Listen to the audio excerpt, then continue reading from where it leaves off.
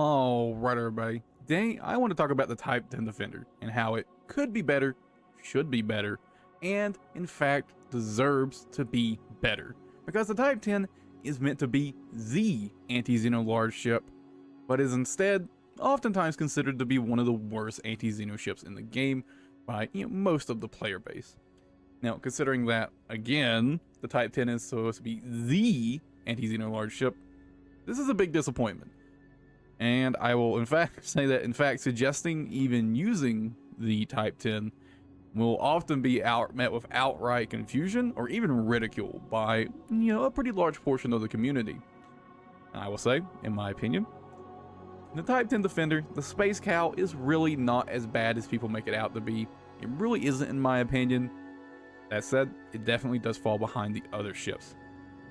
And I actually think this is the perfect time, with the release of the experimental weapon stabilizers, to give the Type-10 some very much needed buffs that doesn't really compromise its identity as the big, slow weapons platform that's supposed to destroy Staroids. Now, I'm still working on my anti-Xeno Type-10 build, so ignore my scuff setup, but the Type-10 has a lot of hard points, 9 of them in total. And as it currently stands, at most, any ship can have 6 anti-Xeno weapons with the Class 5 stabilizers equipped, right? And I think this is where the Type-10 could distinguish itself from the other ships as the premier, dedicated anti-Xeno gun platform, right?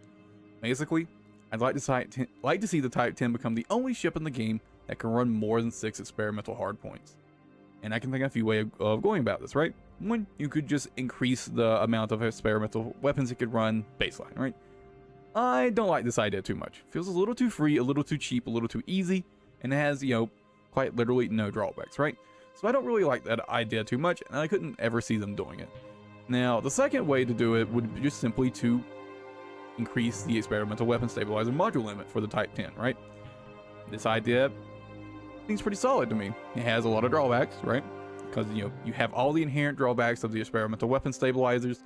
Extra power draw, all that's currently bugged, I assume that'll be fixed soon, but the extra power draw, the extra weight, and it takes up the optional internal slot, right? Now, the Type-10's already pretty limited on optional internal slots. You really want all of these that you can get, but it's a little rough. So I think this is a pretty good option, right? There's a lot of downsides for a lot of upsides. You get to run 8 experimental weapons, but again, that's a lot of power draw, and that's 2 optional internal slots that get used up. And the third option, and the one I like the most, the one I'd really like to see, is for the Type-10 to get its own unique optional internal module slot for specifically experimental weapon stabilizers. You can only put a stabilizer in it, and that stabilizer doesn't count towards the module limit. Basically, it would bypass one of the downsides of the experimental weapon stabilizer, right?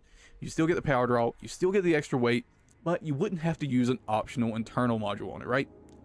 And this actually allows you to use it in 2 ways. You could either, one, use it to run 6 anti-Xeno weapons and not use one of your optional internal modules on it, or you can run 2 experimental weapon stabilizers and have still that 8 experimental weapons, but only be using 1 optional internal slot on it.